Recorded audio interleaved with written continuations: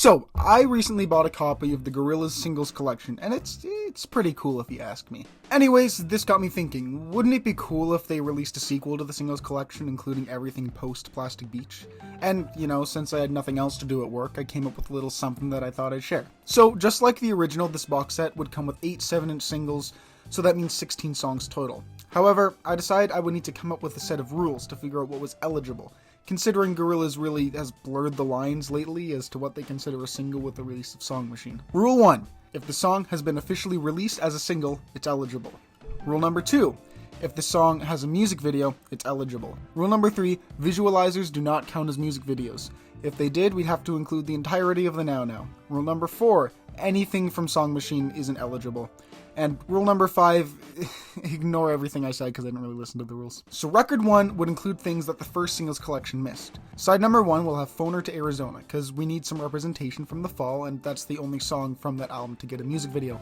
And side 2 will include Do You Thing. Record 2 will have Hallelujah Money, but not the album version. It's gonna have that version that was released the day before Trump's inauguration with the SpongeBob sample at the end. Hallelujah Money! Then on side B, it'll have Saturn's Bars. Record 3 and 4 will have the rest of the stuff from Humans. Record 3 will have We've Got the Power and Ascension.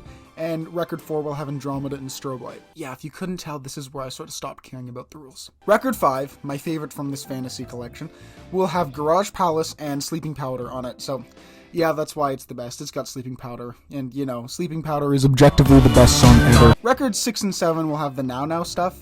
6 will have Humility and Lake Zurich, and 7 will have Hollywood and Trans. So, at this point, I bet you're wondering, well, what's going to be on the final disc? Well, I'm glad you asked. Side 1 will include Taxi Back to the 80s, it's the bonus track on the Japanese version of Song Machine.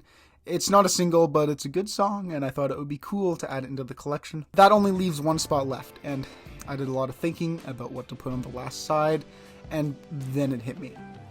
Clint Frostwood. The last song will be Clint Frostwood. Frosty the Snowman is a story they say, but the children all know he came alive that one day. Jokes aside, I think this would be an awesome release.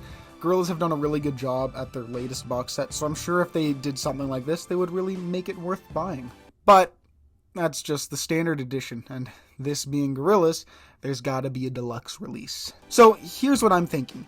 Remixes of songs off Demon Days and the self-titled are featured on Like It Come Home and G-sides and D-sides, but for all the remixes off Humans and the Now Now, there wasn't like an actual physical release of them, so they'd be included on the Singles Collection Deluxe Box Set. You can have all of your favorite Phase 4 and 5 remixes, like, you know, that really cool dubstep Let Me Out remix, that groovy Ascension remix, and this...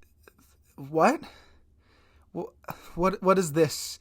Who is that? Who is this kid, and why are they in my Gorillaz video? They could press this on some cool colored vinyl and slap a big old price tag on it and people would eat it up. But that's just the deluxe edition, and this being Gorillaz, you know they've got to put out a super deluxe.